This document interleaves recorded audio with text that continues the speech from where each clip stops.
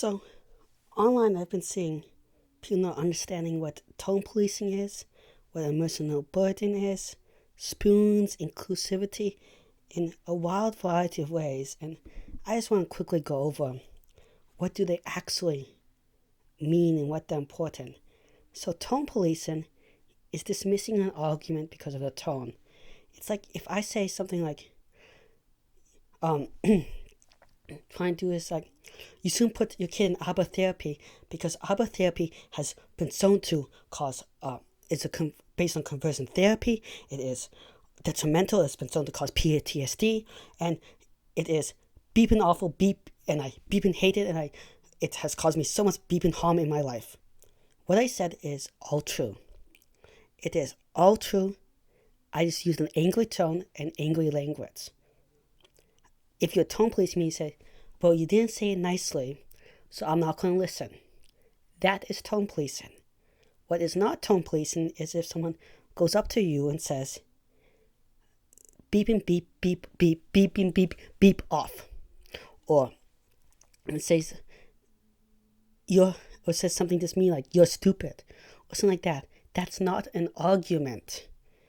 Tone policing is dismissing an argument, not dismissing random bullying, random tactics to get someone annoyed. It's dismissing an argument. Yeah, I just don't get it why people can't tell the difference. Then people misuse the thing about the understanding with emotional burden. An emotional burden is something real. Emotional burden is if I have to repeatedly explain how stuff was traumatic to me, how much it hurt me. I might feel sad, I might feel depressed. It can be triggering, it can be... you already, most people don't want to talk about something when they're tired or sad. For some of these, a lot of advocates or a lot of other people, it's so much worse. And that's when it's important to not tone police, because when you tone police, you make the emotional burden so much worse for them. You're just not listening, you're not learning how to listen, but then they have to hold up all the anger and they can't communicate anymore. And you know what? People do not understand how bad something is unless they can express their anger. If I say, oh, something annoyed me, okay, it annoyed me, it's kind of dismissive. If I yell out something about how something is awful, you're more likely to see, oh yeah, it's awful.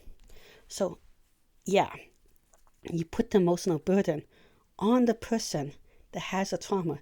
You do not carry emotional burden when you have not experienced the trauma behind the thing. It is not your burden if you can easily forget about it the next day. If you can sleep over it. No, if it's something repeatedly occurring, then you have to think about, does this person deserve to have it?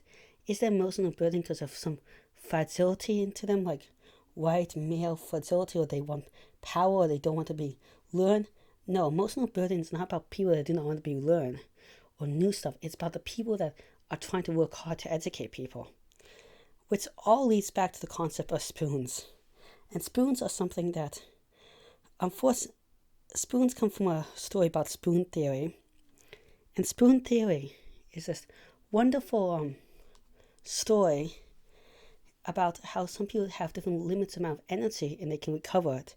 The story kind of goes is that, I'm paraphrasing, I'll link the original story, that a woman that was disabled was meeting with her non-disabled friend, and the disabled friend was asking her to explain to her life and why is the biggest burden, or how she has to take breaks and stuff like that. And she was thinking of an analogy, and she came up with this analogy that a normal person has a bunch of spoons, and they also have the ability to use a dishwasher whenever they want, and the dishwasher works perfectly fine.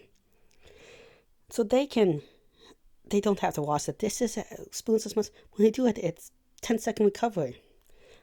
Not 10 seconds, you just put in the dishwasher, an hour later, you're fine. A person with a disability might have fewer spoons, just one spoon. So they have to be really thinking about what to eat and spend so much more time preparing, or they're out of it. Because that one spoon is the only chance they get. It's not like they have 10 backup spoons. Then yes, they can recover, they can clean it. But what if they only have a sink? It's going to take a lot longer for them to clean. Some people have different levels of ability to do something like in that story, and then they run out. Now they can recover it, but it might take longer to recover it. And then recovery time is different for everyone. The amount of energy they have is different. But for a lot of people carrying much emotional burden, trauma, having problems with communication, it is so much more and takes much longer to recover, which is why you have to be respectful and listen, and not always tone police. You really have to take into account that different people, and when people oftentimes say in the autistic and disabled community that we're out of spoons, when we say we're out of spoons, and other people are welcome to use it, but just use it only when you seriously mean it. You can't always tell when someone's going to be out of spoons because they might appear happy and smiling, but they might be overtired, and it can mean to physical or mental state or more, different types of mental state. It means they're at the limit. They nearly can't do anything more, and they need a break to recover. Now, it might take them longer to recover than a normal person, and maybe even when they recover, they don't have as much energy, which is the whole idea of spoon theory after all. For example, of a non-obvious thing is I'm sometimes very happy when I'm almost out of spoons, when I'm overloaded, but my spelling, my ability to communicate, my grammar goes down. I also, I'm not aware of my body, and I tend to hurt myself, fall downstairs, if I'm say cut myself if I'm using a knife or something. Minorly, not major, don't worry. Yeah, and that might not be obvious because I might be smiling, or sometimes I have a hard time expressing my anger or frustration. So you have to take it seriously, but that's when I'm overwhelmed in some ways. Other ways, sometimes I'm really happy in the moment, but as soon as I stop doing something, I suddenly feel really sad, and I could still be out of spoons like that. So keep spoons a serious subject. You're welcome to use it, but use it seriously, and when someone else says they're out of spoons, take it as serious. The last idea is inclusivity. I want to talk about inclusivity and the so-called paradox of tolerance. So I'm going to put a picture of the paradox of tolerance up there. But what is the paradox of tolerance? So paradox of tolerance is the idea that being tolerant of everyone, or trying to be tolerant of everyone, actually makes you more intolerant. So here I'm going to put that up.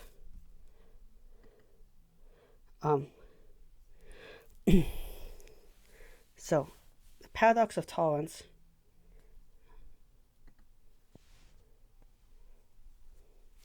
is here. And the paradox of tolerance is how being tolerant of all types makes you less tolerant, because then that includes being tolerant of people like Hitler, Nazis, and many more. And those people are the people that are going to take over your tolerance and hurt more and more people in the long run. Those are the people that you really do not want to be tolerant of. So yeah, that's the paradox of tolerance. So you can't be tolerant of all people. You have to be extra mean to some people to prevent them from spreading intolerance. And that's what happens when in inclusive spaces, they run into this problem that they can't always accommodate everyone. Sometimes they have to just say no to people because those people hurt more people than they do harm. And inclusivity doesn't mean everyone should voice their opinion at every time loudly. It means the people that are most affected need to be the loudest. In a space that's inclusive, in an autistic space, autistic people need to be the loudest. LGBT plus space, LGBT plus people need to be the loudest because they're the one being hurt and they're the minority. So that's just some quick thoughts about all these terms and how to use them and people misunderstanding them. Please like and subscribe to the channel. It really helps out. I'm trying to reach 1,000 subscribers and 4,000 watch hours, which is really hard, but I think if we all work together, we can do it. And I really want, and if you have any questions, please leave in the comments behind, or any comments, ideas, anything, just leave in the comments, and also feel free to message me. Thank you very much.